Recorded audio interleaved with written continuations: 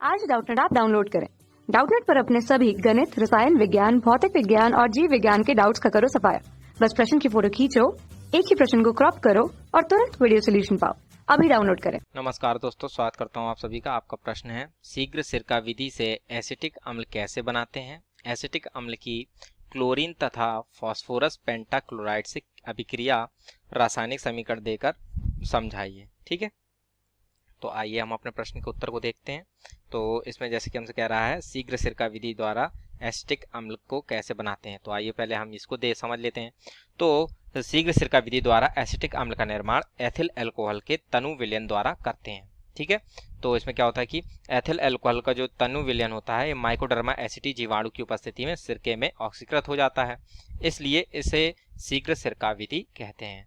और ये जो माइकोडर्मा एसिटी जीवाणु होता है, ये वायु में पाए जाते हैं और अपनी वृद्धि के लिए ये वायु से अल्कोहल में प्रवेश कर जाते हैं तथा उसे सिरके में ऑक्सीकृत कर देते हैं। ठीक है, तो आइए इसको हम पहले यहाँ पर लिख लेते हैं, तत्पश्चात इसकी रासायनिक समीकरण को देखते हैं और सचित्र इसको समझते हैं कि किस प्रकार से हम के सेटअप क्या होता है और किस प्रकार से हमारा जो है एथिल अल्कोहल का जो है वह हमारा एसिटिक अम्ल में परिवर्तन होता है। ठीक है, तो आइए इसको लिख लेते हैं हम पहले। तो जैसा कि हमने यहाँ पर लिख लिया है कि ये जो शीघ्र सिरका विधि है हमारी, ये होती क्या है और किस प्रकार से इसमें जो है रासायनिक विधि द्वारा, किस रासायनिक विधि द्वारा जो है ये हमारा इसमें सिरके में परिवर्तित होता है एथिल अल्कोहल। ठीक है, तो जैसे कि यहाँ पर था कि शीघ्र सिरका विधि द्वारा एसिटिक अम्ल का निर्माण एथिल अल्कोहल के तनु विलयन द्वारा करते हैं। ठीक है, एथिल अल्कोहल का जो कि हमारा सूत्र होता है C2H5OH। ठीक है, तो इसका तनु विलयन माइकोडर्मा एसिटी जीवाणु की उपस्थिति में। ठीक है, यहाँ पर ये चीज हमें यहाँ पर ध्यान रखने वाली है कि यहाँ पर जो माइकोडर्मा एसिटी जीवाणु प्रयुक्त होता है, ठीक है, जो कि ये हमारे जो है हमारे ये जो एथिल अल्कोहल होता है इसको सिरके में ऑक्सीकृत कर देता है। ठीक है, इसलिए इस विधि को जो है शीघ्र सिरका विधि भी कहते हैं। और ये जो माइकोडर्मा एसिटी जीवाणु होता है, ये हमारे वायु में पाया जाता है और अपनी वृद्धि के लिए जो है ये वायु से अल्कोहल में प्रवेश पा जाते हैं तथा उसे जो है सिरके में ऑक्सीकृत कर देते हैं। ठीक है, तो इस प्रकार से ये जो है हमारा प्रक्रम होता है जिसके द्वारा जो है हमें एथिल अल्कोहल से हमें सिरका प्राप्त होता है, यानी एसिटिक अम्ल प्राप्त होता है। तो इसका जो एक चित्र है उसको देखते हैं कि किस प्रकार से ये हमारा परिवर्तन होता है और इसकी जो है इसकी जो क्या रासायनिक समीकरण होती है वह भी लिखते हैं। ठीक है, तो आइए देखते हैं। तो जैसे कि हम देख सकते हैं, ये हमारा शीघ्र सिरका निर्माण विधि का ये जो है चित्र है। ठीक है, तो ये जो होता है ये एक हमारा लकड़ी का पीपा होता है जो कि दोनों ओर से खुला होता है। ठीक है, तो ये देख सकते हैं ऊपर से खुला है और ये नीचे से खुला है। तो ये हमारा क्या था, लकड़ी का पीपा, लकड़ी का सिलेंडर कह दें हम या कहें। ठीक है, लकड़ी का सिलेंडर है ये हमारा। ठीक है, तो अब इसमें क्या होता है कि ये जो हमारा 10% जो तनु किया हुआ जो ये एथिल अल्कोहल होता है यानी C2H5OH, इसको जो है हम ऊपर सिरे से डालते हैं इसमें। ठीक है, इस पीपे के मध्य भाग में जो है वो हमारे लकड़ी की छीलन भरी होती है जो कि पुराने सिरके से भीगी होती है, तो जिसे हम लकड़ी का डेंग कहते हैं। ठीक है, और इसमें जो है हम थोड़ी सी मात्रा में जो है वह NH4 का होल्टाइस SO4 यानी अमोनियम सल्फेट मिला देते हैं, जो कि ये जो हमारा इसमें जो यहाँ पर कुछ छिद्र होते हैं। ठीक है, ये इस भाग में जो बीच का भाग होता है इसमें हमारे छिद्र होते हैं जिसके द्वारा जो है इनमें वायु प्रवेश करती है। जैसे कि ये देख सकते हैं, ये एक छोटा सा भाग है, तो इसके द्वारा जो है इसमें वायु प्रवेश करती है और जैसे कि वायु इसमें प्रवेश करेगी तो ये अल्कोहल जो ये हमारा ऊपर से नीचे गिर रहा होता है उसमें जो है ये माइकोडर्मा एसिटी जीवाणु वायु से जो है उस अल्कोहल में प्रवेश कर जाएंगे। तो उनके जीवित रहने के लिए जो है ये हमारा जो अमोनियम सल्फेट जो होता है वह एक भोजन के रूप में कार्य करता है। ठीक है, तो ये हमने जैसे कि ये लिखा भी है कि बैक्टीरिया के भोजन के रूप में इसका कार्य होता है। ठीक है, तो अब जो है ये हमारे माइकोडर्मा एसिटी जीवाणु जो ये अल्कोहल होता है इसको हमारे ऑक्सीकृत कर देते हैं और ये सिरके का निर्माण करते हैं, तो जो कि ये हमारा होता हुआ निचले भाग में आ जाता है। ठीक है, और ये निचले भाग से होते हुए हम इसको एक दूसरे पात्र में एकत्रित कर लेते हैं। इस प्रकार से ये हमारा सिरका प्राप्त होता है। तो ये हमारा जो है तनु सिरका होता है इस समय। तो अब हम क्या करते हैं कि इसको दोबारा से उठा करके फिर से हम यहाँ से इसका प्रवेश कराते हैं और फिर से पूर्ण प्रक्रम कराते हैं, तो जिसके बाद ये हमें जो है सांद्र सिरका हमें प्राप्त हो जाएगा। ठीक है, सिरके की जो है सांद्रता बढ़ जाएगी, तो इस प्रकार से हमें सांद्र सिरका प्राप्त हो जाएगा। ठीक है, तो इस प्रकार से ये हमारा जो है संपूर्ण प्रक्रम होता है। तो इसमें जो हमारी जो रासायनिक अभिक्रिया होती है वो क्या होती है कि एथिल अल्कोहल यानी CH3CH2OH जो होता है ये हमारा ऑक्सीकृत हो जाता है माइकोडर्मा एसिटी जीवाणु की उपस्थिति में। माइकोडर्मा एसिटी जीवाणु की उपस्थिति में, ठीक है। और इसके फलस्वरूप हमारा एसिटिक एसिड यानी CH3COOH बनाता है और एक अणु जो है वह जल कर निकल जाता है, ठीक है। और ये हमारे यहाँ पर बन गया CH3COOH और ये हमारा हो गया एसिटिक अम्ल, जिसे हम सिरका भी कहते हैं, ठीक है। यानी जो ये सिरका होता है ये इसका 6 से 10% तनु जो एसिटिक अम्ल का विलयन होता है वह हमारा सिरका कहलाता है, ठीक है।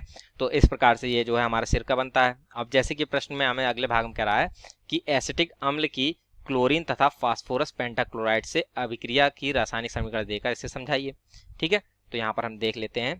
पहला हमें कह रहा है क्लोरीन से क्रिया यानी Cl2 से क्रिया, ठीक है। तो एसिटिक अम्ल क्लोरीन से सूर्य के प्रकाश या उच्च ताप पर लाल फास्फोरस की उपस्थिति में क्रिया करके मोनो, डाई एवं ट्राई क्लोरो एसिटिक अम्ल बनाते हैं, ठीक है। तो जैसे कि यहाँ पर हम देखते हैं समीकरण CH3COOH प्लस इसकी हमने Cl2 से अभिक्रिया कराई, किसकी, जैसे कि हमने कहा था लाल फास्फोरस की उपस्थिति में करा देते हैं यहाँ पर, ठीक है। तो इसमें क्या होता है कि ये हमारा जो अल्फा कार्बन होता है इसमें जुड़े जो 3 हमारे अल्फा हाइड्रोजन है ये एक एक करके क्लोरीन के द्वारा जो है विस्थापित हो जाते हैं, यानी कि एक हाइड्रोजन जो है वह हमारा क्लोरीन के साथ संयोग करेगा और ये एक क्लोरीन जो है वह यहाँ पर आकर जुड़ जाएगा। तो पहली बार में यहाँ पर हमें प्राप्त होगा CH2Cl, ठीक है ना, CH2Cl, इसको यहाँ लिख लेते हैं CH2Cl और ये हमारा COOH प्राप्त हुआ, ठीक है। ये हमारा जो है बन गया मोनो क्लोरो एसिटिक अम्ल, ठीक है, मोनो क्लोरो एसिटिक अम्ल हमें यहाँ पर प्राप्त हो गया, ठीक है। फिर पुनः इस मोनो क्लोरो एसिटिक अम्ल की अभिक्रिया जो है हम यहाँ पर करा देते हैं अपने क्लोरीन के साथ, ठीक है, COOH। तो फिर हमसे क्लोरीन कराई लाल फास्फोरस की उपस्थिति में, तो ये फिर से यही करेगा कि एक जो है यहाँ पर हमारे हाइड्रोजन को जो है वो लेकर निकल जाएगा, यानी यहाँ पर हमारे एक अणु HCl का बन जाएगा तथा एक क्लोरीन जो है वह हाइड्रोजन की जगह ले लेगा। तो यहाँ पर हमारा क्या बन जाएगा CHClClCOOH यानी डाई क्लोरो एसिटिक अम्ल बन गया ये हमारा डाई क्लोरो एसिटिक अम्ल हमें प्राप्त हो गया यहाँ पर, ठीक है। तथा अब ये डाइक्लोरो एसिटिक अम्ल पुनः ये हमारा जो है क्लोरीन से अभिक्रिया करता है और ये जो इसका बचा हुआ अल्फा हाइड्रोजन है इसको भी ये यहाँ से लेकर चला जाता है, यानी क्लोरीन इस हाइड्रोजन के साथ संयोग करेगा और HCl बना के निकल जाएगा, ठीक है। यहाँ पर भी ये हमारा HCl बना, ठीक है, और यहाँ पर ये जो है दूसरा क्लोरीन आकर यहाँ पर कार्बन से जुड़ जाएगा। तो इस प्रकार से ये हमारे यहाँ पर बनेगा CCl3, ठीक है, CCl3 ये हमारा बन गया और ये हमारा आएगा COOH प्लस HCl, ठीक है। तो ये हमारा क्या बन गया ट्राइक्लोरो एसिटिक अम्ल, ठीक है, ये ट्राइक्लोरो एसिटिक अम्ल हमें प्राप्त होगा। तो इस प्रकार से जो है ये हम एसिटिक अम्ल की जब क्लोरीन से अभिक्रिया कराते हैं तो ये हमें यहाँ पर उत्पाद प्राप्त होते हैं।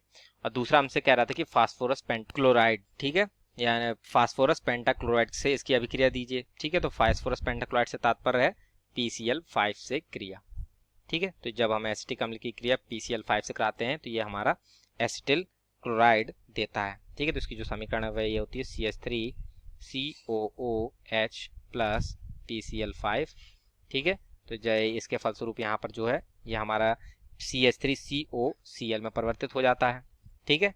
और ये एक अणु जो ये हमारा यहाँ पर हाइड्रोजन है वह क्लोरीन के साथ अभिक्रिया करके HCl बनाएगा पहले तो, ठीक है।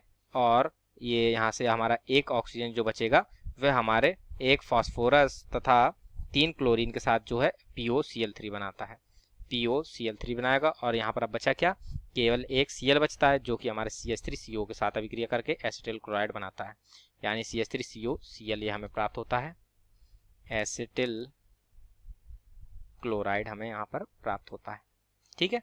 तो इस प्रकार से जो है ये हमारा एसिटिक की जब अभिक्रिया हम फास्फोरस पेंटाक्लोराइड से कराते हैं तो हमें एसिटिल क्लोराइड प्राप्त होता है, ठीक है। तो इस प्रकार से ये जो है हमारे प्रश्न का उत्तर पूर्ण होता है। आशा करता हूँ आप सभी को उत्तर समझ में आया होगा। धन्यवाद। कक्षा 6 से 12वीं से लेकर नीट, IIT, JEE वो एडवांस के लेवल तक 1 करोड़ से ज्यादा छात्रों का भरोसा। आज ही डाउनलोड करें डाउटनेट ऐप या व्हाट्सएप करें अपने सारे डाउट्स 8400 400 400 पर।